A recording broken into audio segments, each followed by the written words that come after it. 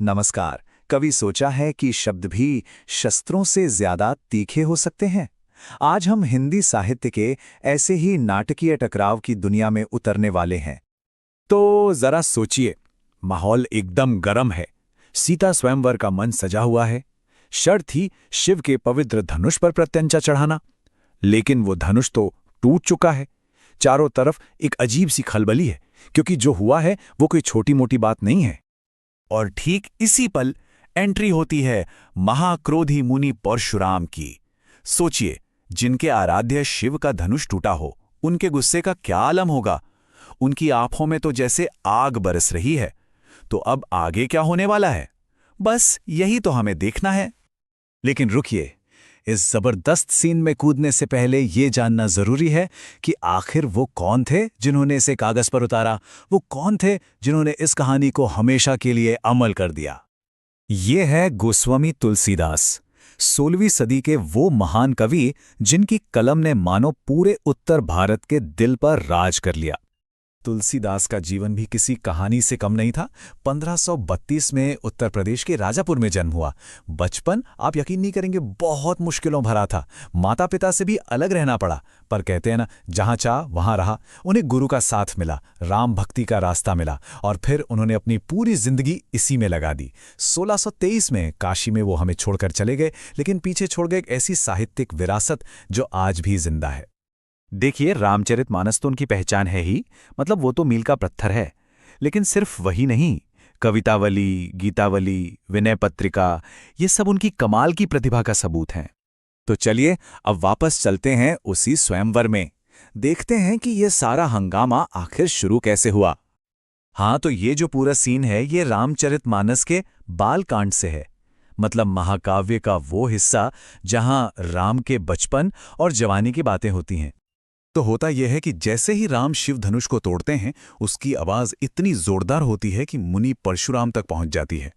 और बस वो गुस्से से भरे हुए सभा में आ धमकते हैं। अपने आराध्य देव का धनुष टूटा हुआ देखकर तो वो मानो आपे से ही बाहर हो जाते हैं।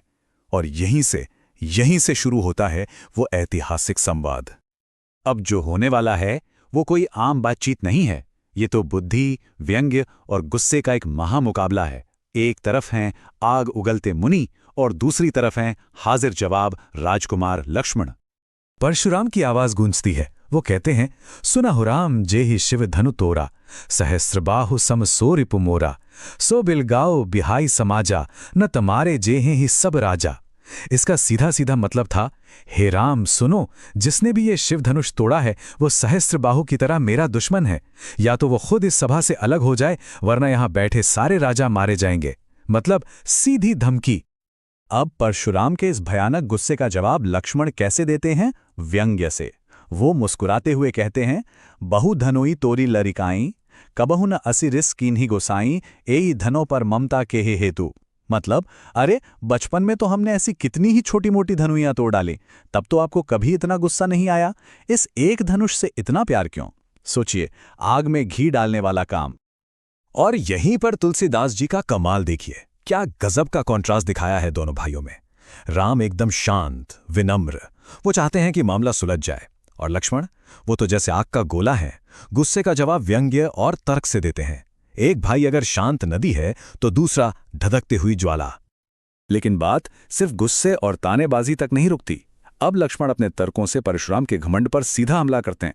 देखते हैं ये जुबानी जंग आगे क्या मोड़ लेती है। परशुराम बार बार अपना फरसा दिखाकर डराने की कोशिश करते हैं।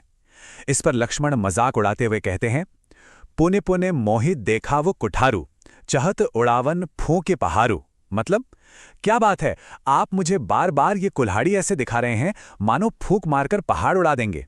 मतलब साफ था, लक्ष्मण उनकी धमकियों से डरने वाले नहीं थे। पर लक्ष्मण सिर्फ मजाक ही नहीं उड़ाते, वो अपने कुल की मर्यादा की दुहाई भी देते हैं। वो कहते हैं, सुर महिसुर हरिजन अरुगाए, हमरे कुल इन पर न सुराए। यानी हमारे कुल का नियम है कि हम देवता, ब्राह्मण, भगवान के भक्त और गाय पर हथियार नहीं उठाते। और फिर एक और ताना कसते हैं कि आपके तो शब्द ही करोड़ों वज्र जैसे हैं, आपको इन धनुष बाण और फरसे की क्या जरूरत है। ये तो जबरदस्त बात कह दी।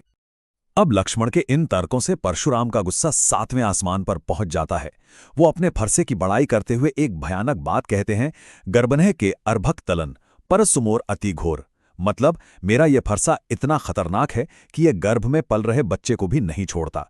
ये उनके गुस्से और घमंड का चरम था। तो ये तो हुई कहानी, लेकिन ये सीन सिर्फ एक कहानी नहीं है। ये तुलसीदास की लिखने की कला का, उनकी पोएटिक जीनियस का एक बेहतरीन नमूना है। और इसकी सबसे बड़ी वजह, तुलसीदास ने इसे भारी भरकम संस्कृत में नहीं लिखा। उन्होंने इसे अवधी में लिखा, जो उस जमाने में आम लोगों की बोलचाल की भाषा थी। और यही वजह है कि ये कहानी उत्तर भारत के हर घर, हर दिल तक पहुंच पाई। उन्होंने लिखने के लिए जो स्टाइल चुना वो था चौपाई। ये 4 लाइनों का एक छंद होता है जिसमें हर लाइन में 16 मात्राएं होती हैं। इससे एक रिदम बनती है, एक संगीत सा पैदा होता है। इसीलिए इसे गाना और याद रखना इतना आसान है। और फिर चौपाइयों के बीच बीच में वो दोहा का इस्तेमाल करते हैं। ये 2 लाइनों का होता है। इससे कहानी की रफ्तार बदलती है, या फिर किसी गहरी बात को कम शब्दों में कह दिया जाता है। चौपाई और दोहा का ये कॉम्बिनेशन इस पूरे सीन को और भी ज्यादा ड्रामेटिक बना देता है। तो कुल मिलाकर ये जो टकराव हमने देखा, ये सिर्फ एक लड़ाई नहीं है। ये साहस, घमंड, विनम्रता और सबसे बढ़कर शब्दों की ताकत पर तुलसीदास की एक मास्टर क्लास है।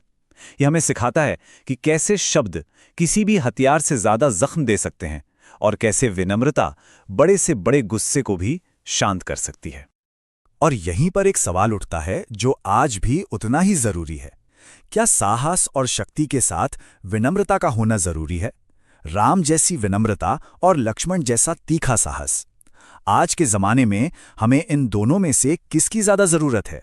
ये सोचने वाली बात है ना? तो आज की इस चर्चा में बस इतना ही।